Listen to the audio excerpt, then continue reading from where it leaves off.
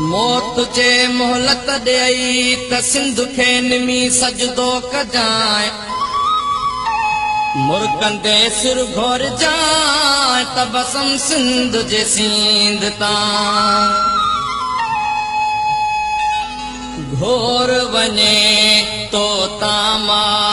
घोर वञे तो तामा धरतीअ जी थिए अबल हो थी अवेल अबल हो घोर वञे तो तामा घोर वञे तो तामा धरतीअ जी थिए अबल हो थी अवेल अबल हो घोर वञे तो तामा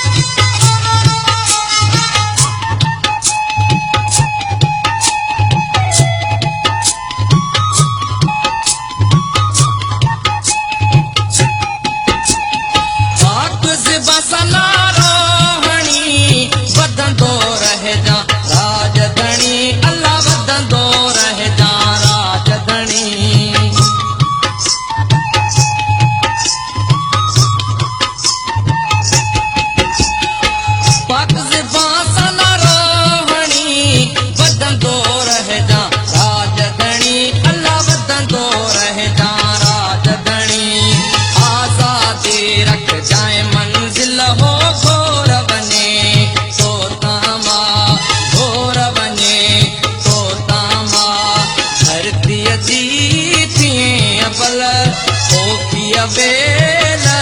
अबल हो घोर वञे तो तामा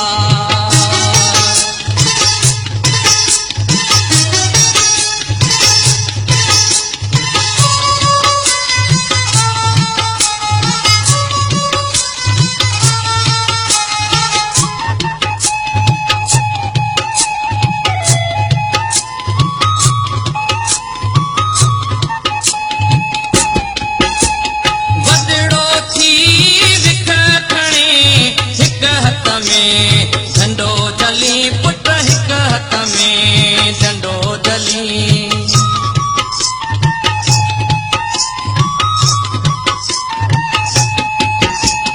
वॾड़ो थी विख खणी हिक हथ में झंडो जली पुट हिक हथ में झंडो जली ॿिए हथ तूं झल जाए राइफल हो घोर वञे तो तामा घोर वञे तो तामा धरतीअ जी थिए अबल हो थी अवेल अबल हो घोर वञे तो तामा देश की आजादी पंजाबी साम्राज्य खिलाफ हथियारबंद देश का सवाए ना ही मिलेगी।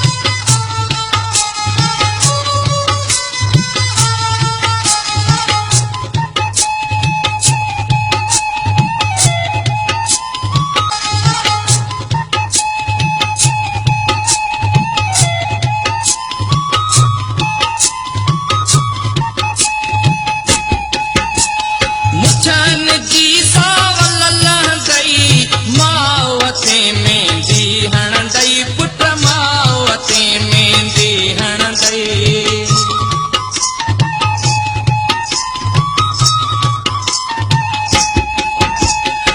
मुछन जी सावल लहंदई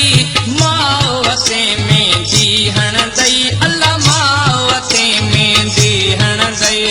मोड़ बजे ॾींदई मोकल हो घोर वञे तो तामा घोर वञे तो तामा धरतीअ जी थिए अबल हो थी अवेल अबल हो घोर वञे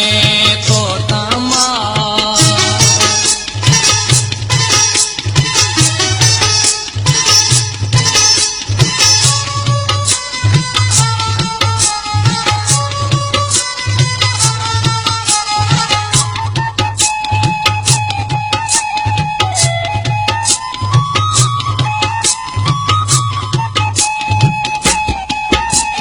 रत